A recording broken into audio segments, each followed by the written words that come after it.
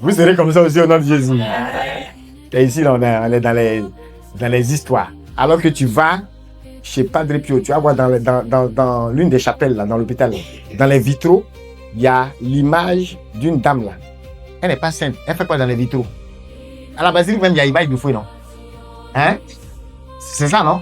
Dans les vitraux là. C'est pas encore un saint. De la même façon là, il y a une dame là, elle est américaine, c'était une des partenaires de Padre Pio. Sa tête là, c'est dans les vitraux. C'est pas parce que c'est une sainte, mais aujourd'hui dans les biographies, dans les Fioretti et autres là, son nom ressort beaucoup. Tu vas voir certaines fondations qui sont en son nom. Il y a les auberges qui sont en son nom, où les gens viennent, des vieilles personnes, des personnes malades, ils vont être hébergés là-bas à presque rien du tout, parce qu'ils sont venus se soigner, ou bien en pèlerinage. Vous imaginez tout ça? C'est pas nos 1000 francs, hein? Même si c'est important. Mais il y a des levels. Et il faut respecter ça. Comprenez? Il faut respecter ça. Et donc, elle n'est pas simple, mais elle est dans les vitaux. C'est important. Parce qu'elle a été actrice aussi. On ne peut pas être spectateur dans les choses de Dieu. Hein? Et si on est acteur, quelque part, avec notre puissance matérielle, financière, la bonté de nos cœurs, tout ce qu'on a de physique, de matériel, de spirituel, Dieu agit avec nous. Donc, il ne faut pas être complexé. Si aujourd'hui, l'œuvre de Carlo Acutis est en train de prendre une certaine ampleur, j'y ai été au moins 4-5 fois. En fait, toutes les fois où je vais à Assise, je passe là-bas parce que c'est pas loin. C'est une petite chapelle. Franchement, c'est une toute petite chapelle. Son cercueil il est là, il est dans ses baskets, jeans, polo de sport. Comme vous le voyez sur les photos, c'est comme ça il est couché là. Mais les jeunes là passent, plein de gens. Petite chapelle, simple. Et ils ont fait ça comme ça parce que ça rappelle le dépouillement. C'est lui, c'était son souhait. Il va être enterré à Assise. Il aime beaucoup Saint François. Il y a eu même, je ne sais pas si c'est à la béatification ou à la canonisation, à quel moment, ils ont exposé son cœur à côté du cœur de Saint François. Ah, la vénération des fidèles, ici. Donc, à chaque fois que tu vas à Assise, c'est pas très loin. C'est vraiment à quelques minutes de la basilique d'Assise. Donc, tu vois Saint François, tu vois en même temps Carlo quelque part. Faut pas partir dans... Souvent, c'est pour ça qu'il est bon de se renseigner. Parce que si tu fais pas attention, même moi, je suis passé plusieurs fois à côté de la chapelle sans m'en rendre compte en fait. Je pensais qu'il était dans une autre ville. Et un jour que j'étais logé vraiment à peut-être 3 minutes de là, je passe. Je vois l'image du gars à une photo de Saint-Sacrement. Je m'approche, je me dis, ah, mais c'est la basilique. Et c'est vrai. Après, je réalise que, mais oui, il a toujours eu le désir d'avoir son tombeau assise, près de Saint-François et tout ça. Donc, c'est ça que je vois. Et puis, donc, je partais assise parfois même, et puis je passais même pas là-bas. Ouais. Pareil, quand je dis le Mont Saint-Michel, au Mont Gargano, hein, et à 35 minutes comme ça de chez Padre Pio, si tu sais pas, à beaucoup de reprises, tu peux faire un tour chez Padre Pio, même faire 10 jours, et tu sais même pas qu'il y a un autre lieu de pèlerinage très réputé dans l'église qui est à peine à côté. Ouais, donc, à la galerie, vous vous en rendez pas compte, mais on a mis toutes ces revues. Il y a les revues, les guides historiques qui expliquent un peu, voilà, l'historique de tous ces sanctuaires-là. Donc, c'est quand même quelque chose de très important, hein. Et il est là, voilà. Tu vois, toute l'œuvre, le rayonnement, les reliques. On va lire pour terminer, et puis prendre 2 intentions. Qui peut lire rapidement ce que le pape François dit quand il évoque dans l'exhortation aux jeunes. Il évoquait Carlo Acutis. Il y a une issue à toutes les situations difficiles ou douloureuses que nous avons mentionnées. Le matin de la résurrection nous a offert cette bonne nouvelle. L'espérance n'est pas un vain mot, mais une réalité vivante qui ouvre un chemin de sortie face à l'adversité. Le monde numérique peut exposer au risque de repli sur soi. Ça, nous tous on comprend, hein. Il y a des gens aujourd'hui là, ils sont devenus introvertis ou bien je sais pas comment on peut appeler ça, malgré eux. Uh-huh. Mais n'oublie pas qu'il y a des jeunes qui sont aussi créatifs et parfois géniaux dans cet environnement. Mm-hmm. Donc, vous voyez à qui il fait allusion, hein. Voilà, c'est vrai que il y a la tendance à se replier sur soi, à s'isoler, ça coupe même des relations. Les choses où avant, tu allais aller voir ton frère malade, porte-toi bien, nous te portons en prière. Pourtant, tu as été scrollé. Quelle prière tu fais? Oui, ça va aller, Yako. Hey! Un Yako sans puissance, sans autorité, vide. Il vient de dire Yako là. Il est en train de regarder n'importe quoi. Et la personne est là-bas couchée à l'hôpital. On n'a plus de lien, plus de relation. C'est devenu autre chose. C'est quoi la suite? Carlo Acutis, un modèle jeune. C'est ce que faisait le jeune vénérable Carlo Acutis. Il a su transformer un environnement de risque en un espace de créativité et de foi, utilisant les nouvelles techniques de communication et transmettre l'énergie. Vous voyez un peu, hein, c'est un peu de tout de ce dont on a parlé. Les expositions, des miracles eucharistiques. Et il n'y a pas que ça. Il y a eu aussi tout ce qui est sorti, qui a émulé un peu ses travaux. Hein, parce que c'est ça. Comme il a utilisé le numérique, tout ce qui est effet pervers du numérique, les gens étaient inspirés par lui aussi pour faire des actions dans ce sens. Et en plus, vous voyez, non seulement il y a la technique, mais le côté spirituel a aidé également. Puisque, voilà, si on prend quelqu'un qui est addict aux écrans et qu'il est libéré de ça et qu'il mène une meilleure vie, vous voyez, c'est à la fois le côté technique qui agit, hein, puisqu'on transmet des valeurs par le numérique, mais en même temps le côté spirituel par l'intercession de Carlo Acutis. D'accord? Et je crois que quelques temps avant sa maladie, d'ailleurs, il avait reçu un livre là, où il y avait un peu les Fioretti, les témoignages de certains jeunes saints.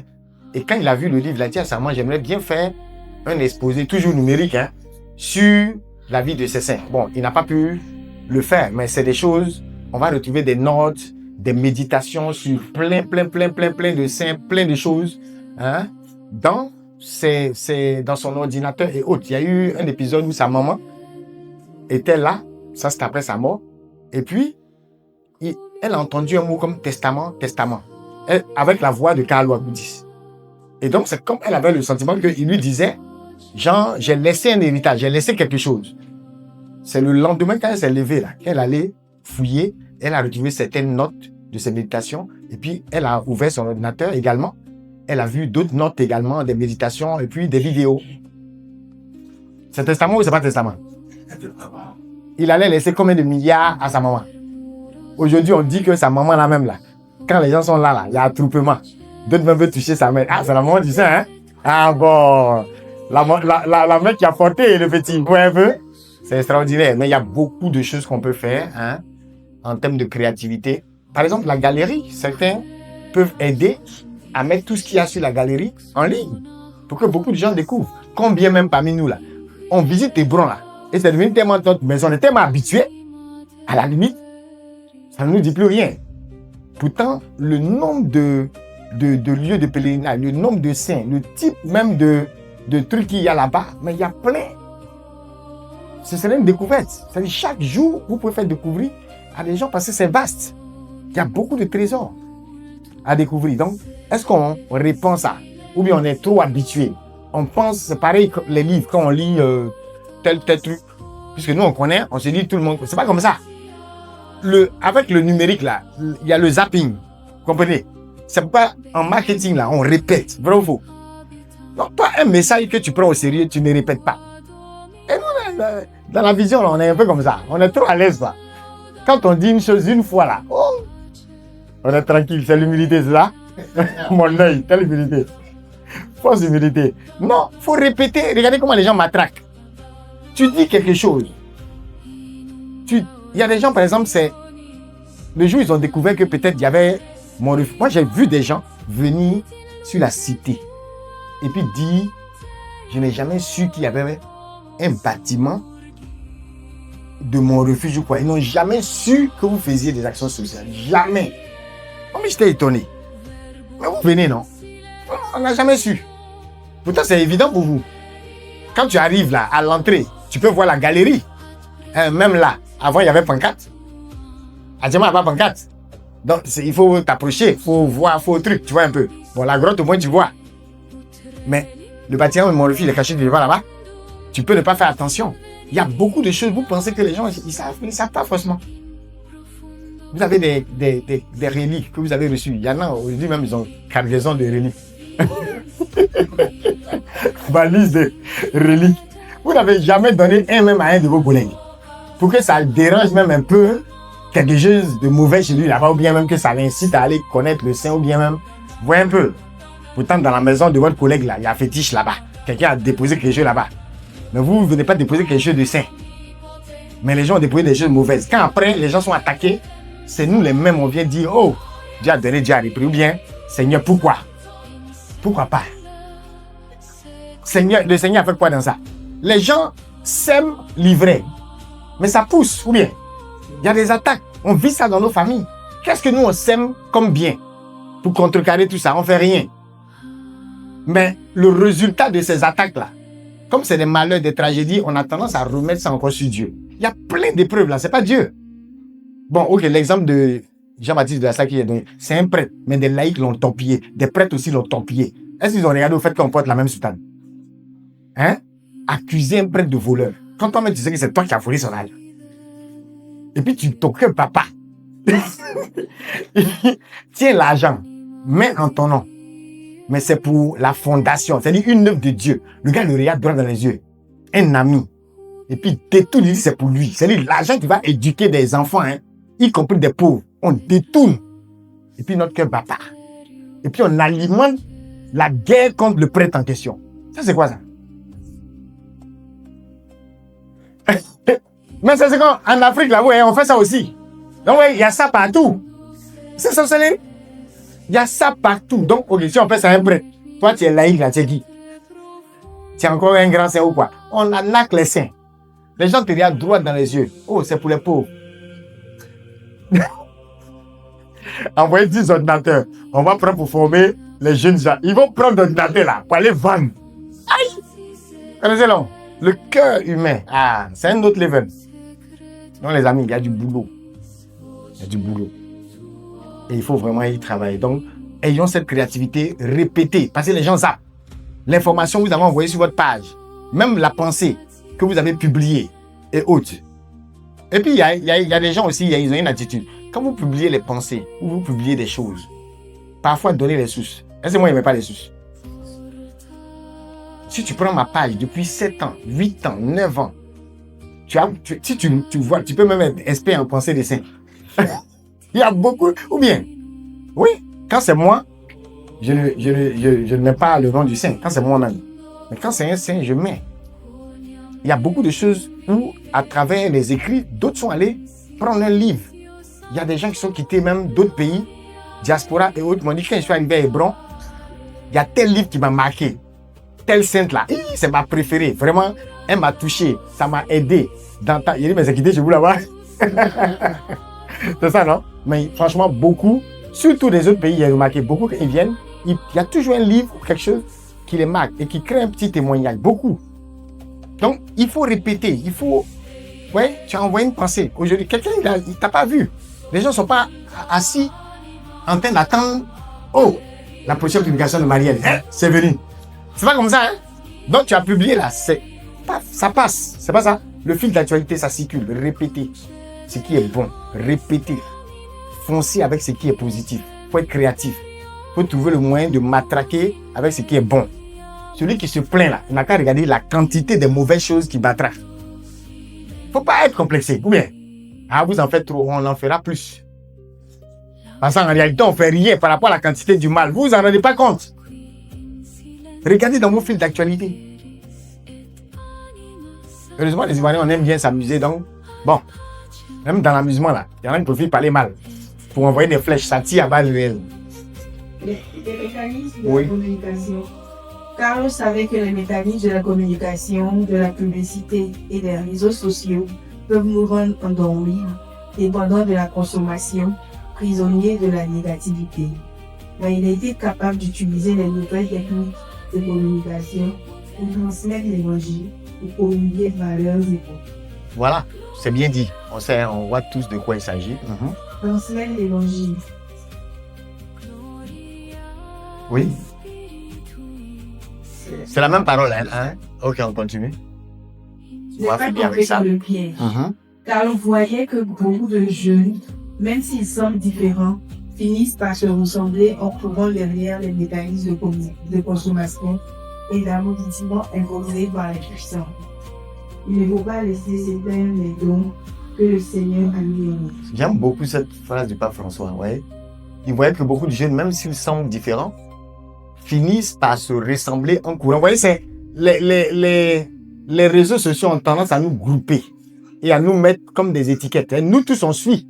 La preuve, quand il y a un buzz, il y a même le caractère même d'un buzz. Ça prend tout le monde. Hein? Souvent, quand je prêche et puis il dit certaines choses, vous êtes étonnés que je sache. Mais ça est partout. Vous voyez un peu. C'est ça.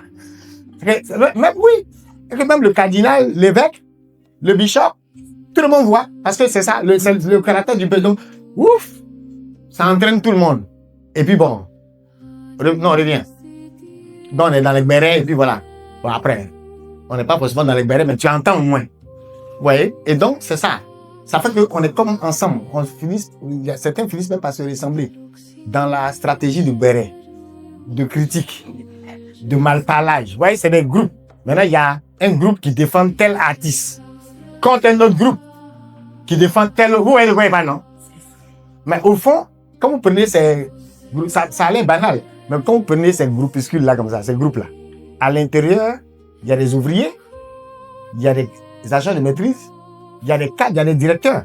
Mais vous voyez, ils se ressemblent tous par rapport à un artiste. Et on dira, ceux-là, c'est les... Et puis ceux-là, c'est les... conspirateurs. C'est ça, non? Pourtant, quand on dit les conspirateurs, dedans là, chacun a son unicité, non? Vous voyez un peu. Donc, on peut avoir cette tendance-là, et c'est très intéressant quand le pape dit ça. Même s'ils semblent différents, c'est comme si on se ressemble en courant derrière les mécanismes de consommation et d'abrutissement, parfois même imposés par les puissants. Donc, parfois, il y a quelqu'un, je ne parle pas des artistes là, hein, c'est pas des je parle forcément, mais il y a quelqu'un qui est là quelque part, il met une trend, il lance quelque chose, ça fait le buzz, mais c'est un truc qui est mauvais. Et plein de gens commencent à se ressembler dans la bêtise. Oh, regardez souvent même les chants et les paroles de certains chants. Tout ça, c'est les effets du numérique aussi. Hein. Vous allez retrouver votre enfant de 4 ans en train de fredonner un chant où on raconte une bêtise. C'est le petit, il sait de quoi il parle. C'est qui dit la même chose, il sait. C'est-à-dire que l'enfant qui entend normal ne va pas sortir des grossièretés. Vous pouvez trouver un enfant dans la rue. Pour lui, il est en train de chanter, voilà. La chanson, la musique là, ça sonne dans son quartier tous les jours. Les vendeurs de chaussures et de je sais pas quoi. C'est ça, non? Ceux qui vendent les jeans, les choses. Ils mettent la musique. L'enfant, il l'entend. Il fredonne. Il n'a pas dit qu'il va dire des grossièretés, mais en fredonnant le chant, il dit quoi? Vous voyez un peu, non? Abrutissement. Des grands aussi vont fredonner. Donc tu as dit c'est mon artiste, mais c'est mon tata, mais ce que tu as dit là, ça te plaît. Quelque chose, mais tu ne peux pas t'asseoir en réunion pour dire ça. Mais dans la chanson seulement là, tu dis, puis tu es fier. Tu dis ça me booste. Ça me donne de l'énergie, c'est pas ça? Il y a du boulot les amis. Il y a du boulot. Donc on est appelé, on va se faire debout, on est appelé à communiquer cette énergie. L'énergie les gens ressentent dans les faux buzz, mais dans les musiques, dans les choses. On est supposé transmettre cette vitalité de Dieu là, de la même façon. Des gens doivent pouvoir dire, chaque jour, quand je lis telle pensée, ça m'apporte quelque chose, ça me réveille, ouais, un peu. Tu peux être sur une tendance où tu es en train de faire des choses avec arrogance sans t'en rendre compte. Et tu tombes par exemple sur la pensée de Mariam de Bethléem, hein, où elle parle de, voilà, vous voyez, il faut dire, quand le diable te titille, là, hein, avec orgueil et tout ça, là, il faut dire, je ne suis rien. Je mérite même pas, je mérite aucune grâce, vous voyez un peu. Et certains, je crois que c'est elle le dit toujours, en enfer, là, il y a une vertu qu'on ne va pas trouver, c'est l'humilité. Mais ce que tu es sûr de trouver, c'est l'orgueil. Tu sais, on sait ce qui envoie là-bas. Ou bien, donc tu peux lire une pensée et puis ça te réveille, ça te bouscule, ça te ramène un peu sur terre. Vous voyez? Bon, l'exemple qu'on vient de donner du sacrifice, de certains sacrifices que Carlo Acutis a fait, hein, pour des nounous, pour des pauvres, pour des gens, c'est plus apparent même souvent qu'ils ne savaient même pas qu'ils connaissaient. Et eux-mêmes, parfois, ils sont entraînés maintenant par le petit. On dit qu'à un moment donné, sa maman ou sa nounou ou les parents ont commencé à vivre un certain attachement au sacrement à cause de qui? À cause de l'enfant. Parce que sa vie de prière a été comme une émulation. C'est l'émulation pour lui, pour eux, comme pour ses amis. Comprenez? À quel moment on tire les autres vers le haut pour contrecarrer justement cet abrutissement? Allons à la dernière slide là. On va prier avec ça. Oui. Ne te laisse pas voler l'espérance. Ne permets pas qu'ils te volent l'espérance et la joie, qu'ils te rendent toxicodépendants pour t'utiliser comme esclave de leurs intérêts. Il y a beaucoup de choses aujourd'hui, ça montre même qu'on n'a pas la puissance. Et que la puissance, quand le pape François parlait des puissants, c'est les gens qui contrôlent là, qui envoient les trains, c'est pas ça? C'est eux qui donnent le mouvement et puis tout le monde suit, comme mouton. Dis à ton voisin, on va renverser ça. On doit renverser. L'influence, c'est pas dans l'argent seulement. Parfois, les gens ont l'argent, ils sont assis. Et certaines personnes ont les moyens et avec ces moyens-là, peuvent susciter de bonnes réactions, de bonnes attitudes chez les jeunes. Je fais une remarque, un exemple simple. Dans certains pays anglophones, même de la sous-région, pendant qu'on est assis ici, on pensait que ces pays-là, ils n'avancent pas, oui, on est là, on est gonflé, on les critique. Mais il y a des pays où j'ai vu des livres qu'on vend au marché, à côté de la femme qui vend tomates, comme amusement. Et tu vois plein de lycéens qui ont écrit les e-books. Il y a de cela 10 ans, 15 ans. Mais demandez si vous avez des collègues au Nigeria ou dans certains pays. Les e-books là, c'était comme aller acheter le pain au marché. Plein de, c'est-à-dire nous on avait des milliers de e-books de tous les domaines. C'est-à-dire que aujourd'hui les livres même les plus chers dans la francophonie là, vous trouvez ça chez les anglophones depuis des années. Ils ont ça à peut-être au quart du prix. Mais nous les francophones, notre mentalité là, c'est nous on est en retard. Et vous allez voir, il y a des livres par exemple qui sont traduits 10 ans après que ce soit sorti en anglais. 20 ans après. Certains livres ne sont pas encore traduits. Même dans l'église. Et les derniers livres de la maman de Carlo avec les pères qui ont écrit, la plupart ont été traduits rapidement. De l'italien au français ou de l'anglais au... Vous voyez, il y a un moment où quand tu partais, tu ne voyais pas certains livres, tu les trouvais qu'en anglais. Nous, on peut prendre, il n'y a pas de problème. Mais les autres. Donc, vous voyez, notre mentalité francophone là, on est en retard, mais c'est nous, on ne diffuse pas les choses. Et on rend les choses inaccessibles. Mais ouais, c'est une culture. C'est une culture. Donc, c'est une influence. Vous allez voir que c'est des gens qui ont suscité ça. Que beaucoup de jeunes écrivent. Que beaucoup de jeunes soient habitués à la lecture. Et on peut susciter des habitudes positives. Voilà, tous les hommes naissent comme des originaux. Mais beaucoup Mais beaucoup même comme des photocopies. Voilà, ça c'est une parole que vous connaissez bien. Voilà, c'est pas propre à Carlo Acutis, mais c'est une de ces paroles quand même clés. D'accord? Une de ces paroles clés. Et on va prier, on va prendre une intention, 2 intentions, avant de nous séparer par rapport à cela. Être des originaux, pas des copies. C'est vrai qu'aujourd'hui, certains disent, il faut copier ce qui est bien. On le voit, les Chinois, ils ont tellement bien copié que maintenant, ils sont eux-mêmes originaux. C'est pas ça. Non, c'est pas plus mal, d'accord? C'est pas plus mal, mais il y a une réalité. Carlo aimait bien Saint François. Et vous voyez, on peut dire que quelque part, il y a peut-être des choses qu'il a copiées, imitées. D'ailleurs, même, il aimait beaucoup lire l'imitation de Jésus.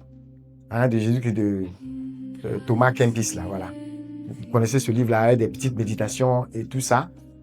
Vous pouvez les retrouver, tout ça, à Hébron. Il aimait donc, il y a forcément une imitation du Christ et une imitation des saints. Mais, regardez son histoire, là. C'est quelque chose qui est unique, qui est propre à lui. Il n'est pas mort forcément de la maladie dont les autres saints sont morts. Saint François n'est pas mort au même âge que lui. Les vertus, ils ont manifesté, on manifeste tous les mêmes vertus, mais de façon différente. Les gens qu'on rencontre, la nounou que lui il a croisée, c'est pas la même nounou que tel ou tel a croisé. Il avait même un autre. Il a eu un nounou garçon à un moment donné. Vous savez ça? Après la polonaise là, il y a un autre qui était un garçon qui, je crois qu'il était hindou, voilà. C'est pas chrétien, il était hindou. Et lui, c'est un gars, il aimait frimer, saper, sapologie, ouais un peu non? À la première agesse. Et lui, parfois il donnait au petit un appareil, enfin, c'est pas si c'est son téléphone ou quoi, prends-moi en photo, parce qu'il y a une star à qui il ressemblait. Et donc souvent il s'habillait comme la star. Et il demande au petit de prendre les photos, il va envoyer ça à ses fans. Ouais, ça, c'est l'autre facette aussi des réseaux sociaux, là. Donc, l'enfant qui avait, je ne sais même pas s'il avait encore 7 ans ou 8 ans à l'époque, il avait déjà fait une prière une fois. On dit qu'il a fait une prière qu'il a déposée à l'église. Et la prière, là, il a dit, Seigneur, aide Rajesh, hein, le nom de nos garçons, là. Aide Rajesh à être moins vaniteux. S'il te plaît, Jésus. Il prie, et il était conscient déjà de... Mais pourtant, c'est lui qui le prenait en photo. C'est-à-dire, je ne sais pas si vous voyez la délicatesse de l'enfant. Tu me demandes de te prendre en photo, je te prends. Si tu es habillé en mini, je te prends quand même. Mais par derrière, j'ai pris. Pourquoi tu t'habilles autrement? Mais oui, donc il respectait le gars. On dit même quand les gens les voyaient marcher, c'était comme deux vieux amis. Alors qu'il y a un qui est petit, l'autre est grand. C'était un étudiant, hein, le gars hindou là. C'était un étudiant, il a fait un master. Vous imaginez? Mais il a eu des problèmes, donc il est venu faire la garde de l'enfant et tout. C'est ça, hein? Et l'enfant a prié pour ses vertus. Il a détecté qu'il y a un problème de vertu. Le gars, il aime yeux de foule. Donc, Jésus, il faut l'aider. C'est beau, non? Extraordinaire, c'est ça. Donc, vous voyez qu'autour de nous, souvent, on ne fait pas attention. On ne fait pas attention. En tout cas, moi, je vous félicite. Parce que quand... Vous voyez, il y a un groupe... quand ils sont allés à Hébron pour une retraite, nos sœurs, que ce soit de l'espace gastronomique, celles qui se chargent de l'hébergement, et même les autres filles de mon refuge et tout, elles ont fait une remarque. Elles ont dit, on n'a jamais vu des retraitants comme ça. Ils sont bien, ils ne se plaignent pas. Mais quand elles les ont vus, elles savent que c'est des boss. Mais ils ne se sont pas plaints. Ils étaient vraiment attentifs. Vous voyez, il y a toujours des désagréments quand tu arrives ici à Mousti, il fait chaud ou ceci. Ils ne se sont pas plaints. Ils n'ont pas discuté. Pris des sandwichs. C'est-à-dire qu'elles ne savaient pas qui c'était. Nous, on savait. Mais quand ils ont fait le retour, ça m'a fait sourire parce que, effectivement, on avait déjà dit ça, qu'ils ont vraiment, c'est-à-dire à l'image de leurs responsables, ils ont une certaine humilité. Vous voyez que ça ne ment pas. On n'a pas dit aux filles là, prenez-les de façon spéciale. Elles-mêmes, elles ont fait compte rendu pour dire on veut que cela soit retraitants tous les c'est tous les jours pour avoir des retraitants comme ça, même bien, hein? Ouais, un peu. C'est naturellement, quand les gens ont bon fond, tu vois. Par contre, elles ne se taisent pas. Donc, il y a des mots, des gens viennent là. On va t'insulter, puis on va dire il faut m'aider à envoyer mon boîte d'album. Il n'y a pas t'envoyer. Tu vois un peu. On vous demande de l'aide et pourtant, vous nous parlez mal. Vous voyez que, hein, de façon, ça fait rire, mais de façon générale, on réagit aussi souvent en fonction et on sent, peu importe qui on est, on sent quand quelqu'un a vraiment un cœur simple et humble. Même quand tu sais que c'est un président ou c'est un ministre. Vous comprenez? Donc, on va prier pour cette grâce-là. Donc, copier, imiter, ouais, c'est bon. Mais quand il dit qu'il n'y a pas de photocopies, on le sait, hein. Ouais, faut être soi-même. Amen fort. Dis à ton voisin, sois toi. Vous connaissez, jumeaux, quoi, ils ne sont pas pareils. Il y a toujours quelque chose qui les différencie. Il y a une unicité pour chacun. Donc, sois toi-même. Tu vas manifester la vertu d'humilité au point où on va dire, oh, c'est comme un autre Saint François. Mais en réalité, les personnes que tu as croisées là, c'est un cadre qui est différent du cadre de Saint François. Mais sauf que, on va voir le même type de résultat. D'accord? Donc, nous allons prier. On va demander cette grâce au Seigneur de pouvoir nous aussi, à l'image des saints, vivre en étant nous-mêmes. C'est-à-dire tout ce que Dieu veut que nous soyons. C'est ça, être original. Je veux être ce que Dieu veut que je sois. Si, et en ce moment, on ne parle plus de titre. Carlo Acutis s'est dit il n'aimait pas tout ce qui était, vous voyez, la simplicité, c'est une vertu essentielle pour les saints, pour l'Église même de façon générale. Parce que quand vous prenez en latin, simplicité, le contraire, c'est quoi? Hein? Quand quelque chose est simple, le contraire, c'est quoi? Compliqué, non? Complicare là. On dit c'est replié sur soi, enveloppé ensemble. Alors que simple, c'est simplex, c'est plié une fois, tu vois, mais enveloppé, replié sur soi. Donc vous allez voir que quelqu'un qui est compliqué, il y a comme un repli qui fait qu'on ne le pèse pas. On dit non, c'est un mystère, c'est faux. Et dans complication, il y a aussi ce qui est confus. Puisque la chose est repliée. Donc, il n'y a pas de clarté. C'est pour ça que c'est compliqué. Mais lui-même, on ne sait pas. Aujourd'hui, il vient. Il dit, il y a des gens qui ont fait ça à Sainte-Thérèse. Aujourd'hui, tu viens, tu dis, je vais Yahoo. Moi, j'aime recevoir Yahoo tous les 16 heures. Demain, on t'envoie le Yahoo 16 heures. Tu dis merci. Après-demain, on t'envoie le même Yahoo à 16 heures. Tu dis que toi, tu n'as jamais demandé Yahoo. On doit t'envoyer pain tous les 16 heures, 5 minutes. On commence à t'envoyer pain. Tu dis, c'est pas pain que tu as demandé. On t'a enregistré, tu as demandé pain. Tu dis, c'est gnomi. On ne te comprend pas, en fait. C'est pas ce que vous dites quand quelqu'un fait ça. Vous dites, il est compliqué, hein. Un enfant qui, tu vois, à chaque fois, il demande, on lui donne bonbon. Il laisse. Il y a un popito. On lui donne popito. Non! Il y a un flotte. Et justement, dans les anecdotes de Carlo Acutis, quand il était petit, on vous dit que cette simplicité-là, déjà dans son enfance, même au niveau des repas, quand il n'aime pas un repas, il finit le plat. Il ne se plaint pas à sa maman. Petit, comme ça, il fait quand il est petit, quand il veut quelque chose, quand il ne peut pas encore, il pointe du doigt. Et puis il regarde sa maman. Ça veut dire, est-ce que je peux prendre? Quand elle dit non, on dit l'enfant la passe à autre chose. C'est une attitude, je ne sais pas si vous voyez. Mais on a qu'à se dire la vérité. Nos enfants à la maison, ils vont tout cafouiller dans la maison. Souvent même à l'église, l'enfant même là.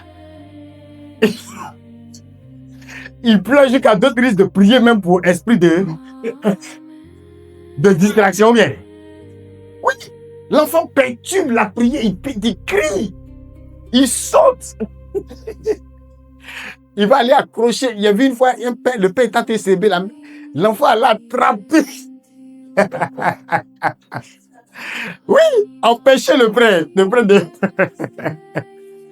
Une fois, j'ai vu sur les réseaux, c'est un enfant, la maman est en train de faire sa prière musulmane. Quand il s'est abaissé, il est monté sur son dos. Il a donné un coup de poing à la voiture. Ouais, ça c'est quel enfant ça. Donc, même dans la nourriture, ça c'est nous-mêmes les grands. Regardez comment on se comporte dans un resto. C'est mon argent. Et puis on va faire TikTok. Snap. Comment on appelle ça? Vidéo, c'est pas ça? Vous dites ne venez pas ici. J'ai pas aimé l'expérience.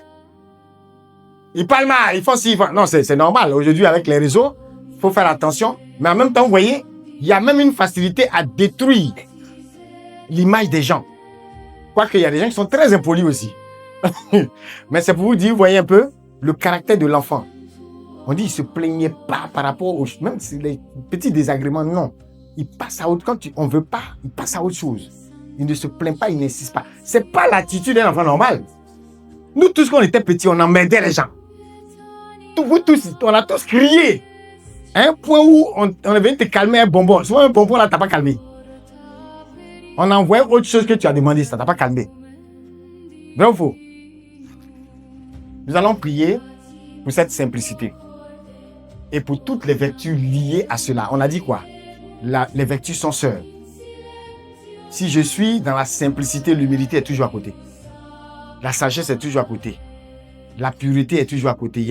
Les vertus sont seules. Qui a blessé une, les a toutes blessées. C'est ce que Saint François dit. D'accord? Donc tu vas élever la voix.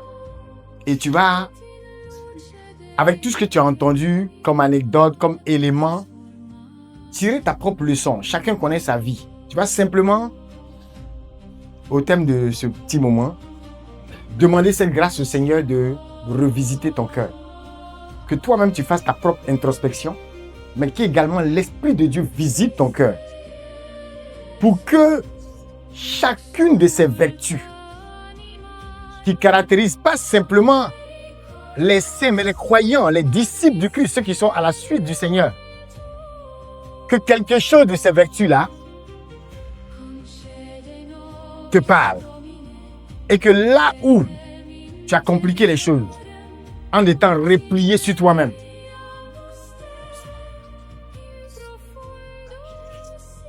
Que la lumière du Seigneur perce cette enveloppe, cette carapace, ce cœur dur et difficile.